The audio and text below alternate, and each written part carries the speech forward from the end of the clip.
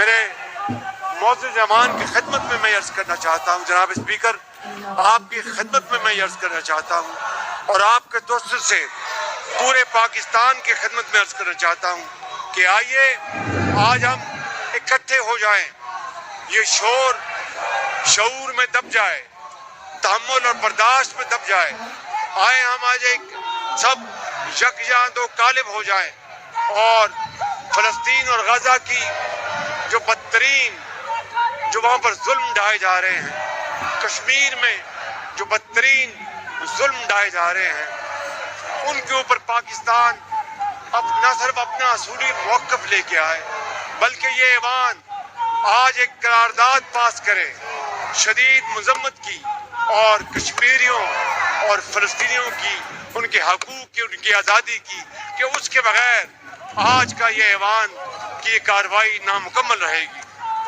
جناب speaker, climate change کے شدید خطرات ہیں اور پاکستان پہلے 7 ممالک میں شامل ہوتا ہے جو 2022 میں کلائمیٹ چینج کی وجہ سے پاکستان میں تباہی آئی۔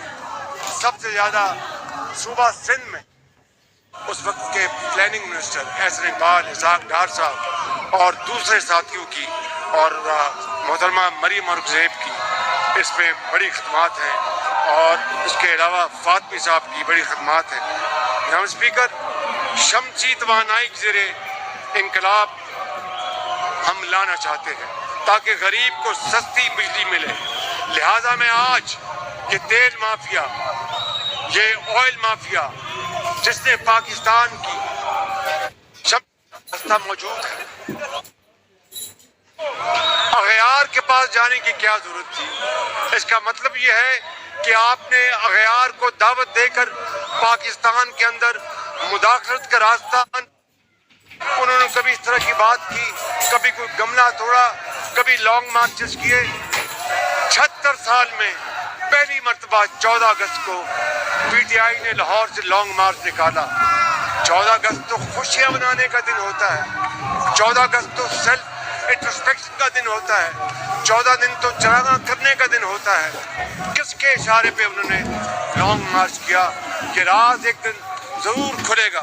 جناب اسپیکر، میں یہ کہنا چاہتا ہوں کہ آئیں انتخابی نظام کی اصلاح کے لیے بیٹھے، آئیں یہ ہاؤس بیٹھے مشاورت کریں اور مل کر ہم ایک ایسا انتخابی نظام آئندہ کے لیے بنائیں کہ اگر کوئی شکایت ہے تو ختم ہو جائے۔ ترین بمباری، ظلم و تشدد کی انتہا کر دی گئی ہے اور دنیا کا کوئی ادارہ ان کو اس بدترین ظلم و ستم اور قتل و غارت سے روک نہیں سکا۔ یہ ایک مقام عبرت بھی ہے اور مقام افسوس بھی ہے اور عالمی برادری محو تماشائی بنی ہوئی ہے اور کشمیر میں بے گناہ کشمیریوں کا دن رات ان کا خون بہایا جا رہا ہے اور کشمیر کی وادی ان کے خون سے سرخ ہو چکی ہے اور عالمی برادری اس پر ان کے لب سلے ہوئے ہیں۔ ان کی کیا وجوہات ہیں ہم سب جانتے ہیں اور اس کے مقابلے میں جناب اسپیکر، جب ایسٹ تیمور کی بات آتی ہے تو مذہبی بنیادوں پر اس کو انڈونیشیا سے علیحدہ کر کے 76 سال سے نہیں سینکڑوں سال سے وہ پاکستان، جب پاکستان نہیں تھا، اس کے ساتھ تاریخی برادرانہ محبت اور یگانگت کا تعلق ہے اور سعودی عرب کے فرمانروا اور سعودی عرب کے ولی عہد، انہوں نے ہماری جو ان 16 مہینوں میں وزیر خارجہ کی محنت، ہم سب کی کوشش سے جو ہماری مدد کی ہے، ہم ان کے ہمیشہ شکر گزار رہیں گے اور میں آپ کو بلا خوف تردید کہہ سکتا ہوں کہ سعودی عربیہ نے اچھے اور برے وقت میں پاکستان کا نہ بھی ساتھ چھوڑا اور نہ چھوڑے گا۔ جناب اسپیکر، UAE، ترکی اور قطر ہر مشکل وقت میں پاکستان کا انہوں نے ساتھ دیا، اور جب ہماری حکومت تھی تو UAE کے صدر میرے بھائی محمد بن زائد نے اپنے مرحوم والد کے قدم پر چلتے ہوئے پاکستان کی بھرپور اعانت کی اور مدد کی۔ ترکی کے صدر طیب اردوان پاکستان کے عوام سے والہانہ محبت کرتے ہیں، اور وہ چاہتے ہیں کہ پاکستان ترقی کے راستے پر گامزن ہو، اور اسی طرح قطر ہمارا ایک بہت برادر ملک ہے جو ہمیشہ خواہش رکھتا ہے کہ پاکستان کو ترقی ملے، اور اس کے لیے وہ پوری طرح کوشاں ہیں۔ اسی طرح کویت، بحرین، عمان اور ایران کے ساتھ ہمارے درینہ تعلقات ہیں جن کو ہم آگے لے کر جائیں گے۔ جناب اسپیکر، اس شور شرابے میں بھی میں یہاں پر یہ بات ڈنکے کی چوٹ پر کرنا چاہتا ہوں کہ فلسطین، غزہ اور کشمیر، جہاں پر آج قتل و غارت کا ایک ایسا بازار گرم ہے جو کہ پوری دنیا میں دیکھتی آنکھ سے اور سنتے کانوں نے پہلے کبھی نہیں دیکھا تھا۔ اتنے دلخراش واقعات سامنے آئے۔ ایک صحافی کبھی اپنی بیوی کی تدفین کرتا ہے، کوئی اپنے بھائی کی تدفین کرتا ہے، کوئی 4 سالہ بیٹے کی تدفین کرتا ہے، کوئی 2 دن کی بچی کی تدفین کرتا ہے، اور اس کے بعد وہ اپنا مقدمہ اللہ پہ چھوڑتے ہیں۔ اس وقت جناب اسپیکر، اسرائیل کی بدترین بمباری، ظلم و تشدد کی انتہا کر دی گئی ہے، اور دنیا کا کوئی ادارہ ان کو اس بدترین ظلم و ستم اور قتل و غارت سے روک نہیں سکا۔ یہ ایک مقام عبرت بھی ہے اور مقام افسوس بھی ہے، اور عالمی برادری میوے تماشائی بنی ہوئی ہے، اور کشمیر میں بے گناہ کشمیریوں کا دن رات ان کا خون بہایا جا رہا ہے، اور کشمیر کی وادی ان کے خون سے سرخ ہو چکی ہے، اور عالمی برادری اس پر ان کے لب سلے ہوئے ہیں۔ ان کی کیا فارم منسٹر بلاول بھٹو صاحب نے بڑی کاوشیں کی تھیں جن کی میں بڑی تحسین کرتا ہوں، اور میں سمجھتا ہوں کہ جناب اسپیکر، ہمیں سی پیک کو جو نواز شریف کے دور میں وہ مارز وجود میں آیا، جناب اسپیکر، وہ ہمیں سی پیک کو اور آگے بڑھانا ہے۔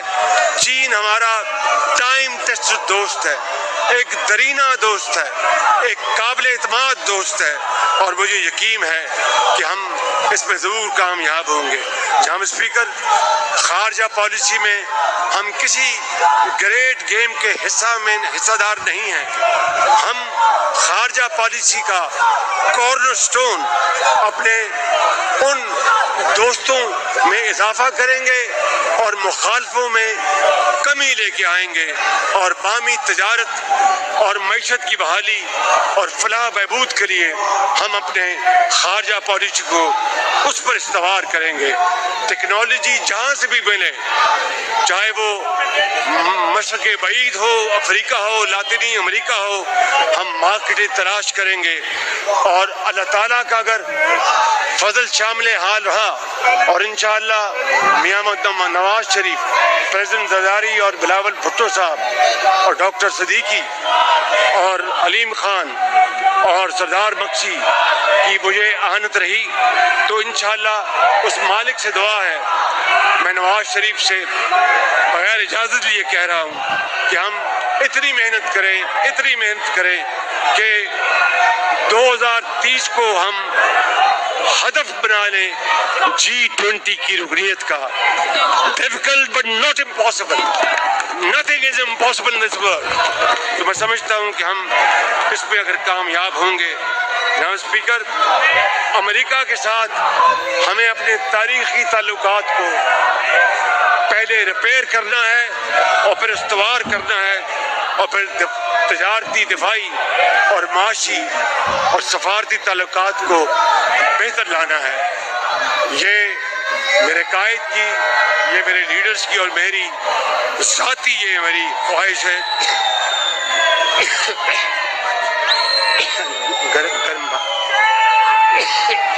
گرم پانی.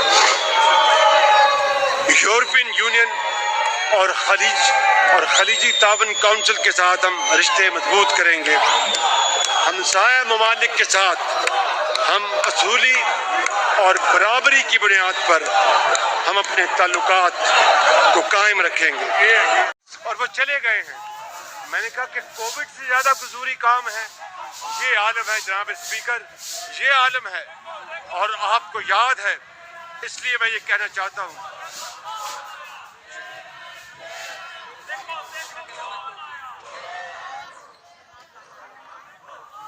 بنا سکے. ہم نے خوش دلی سے، محبت سے، بات چیت سے حکومت بنائی. یاد ہے کہ اپوزیشن کو 1,70,00,000 ووٹ ملے ہیں اور ان تمام جماعتوں کو 4.5 کروڑ ووٹ ملے ہیں. یہ بات ذہن میں رہنی چاہیے. یہ جمہور کا طریقہ ہے، یہ حکومت بنانے کا طریقہ ہے. اس پہ کسی کو اعتراض نہیں ہونا چاہیے. اسپیکر، اگر واقعی ہم ایک ملک، ایک گھر، ایک خاندان ہیں تو پھر یہ نفاق کیوں ہے؟ یہ ایک اگر خاندان ہے تو پھر نفاق کیوں ہے؟ نفرت، گلی گلی گالی گلوچ کا کلچر پھیلا دیا گیا اور معاشرے میں زہر گھول دیا گیا جس کو صاف کرنے میں کئی سال لگ جائیں گے. آج جس طرح چور اور ڈاکو کی بات کی جاتی ہے، پچھلے کئی سال سے میں سمجھتا ہوں کہ اس سے بڑی ڈس سروس قوم کی کوئی ہو نہیں سکتی. بڑے بڑے لیڈر وہ اپنی جانیں قربان کر گئے، انہوں نے جلاوطنیاں اختیار کر لی لگے، مگر کبھی قوم کو غلط راستے پہ نہیں جانے دیا. کبھی قوم کو گالی تو دور کی بات ہے، تو کہنے کی بات نہیں کی. میرے قائد نے، ان زعماء نے ہمیشہ لیڈران کو ساتھ صاحب کا تمام در اختلافات کے باوجود. یہی حسن ہے جمہوریت کا، یہی پارلیمانی روایات ہیں، یہی زندگی ہے اور یہی سب کچھ ہے. اور میں آج یہاں پر یہ کہنا چاہتا ہوں جناب اسپیکر، جس طرح میں نے 2018 میں بطور حزب اختلاف کے لیڈر کے اپنی پہلی تقریر میں مساق معیشت کی بات کی تھی، میں نہ صرف آج پھر مساق معیشت کا اعادہ کرتا ہوں، اس کے ساتھ مساق مفاہمت کی بھی میں ان کو دعوت دیتا ہوں. آئیں مل بیٹھے، آئیں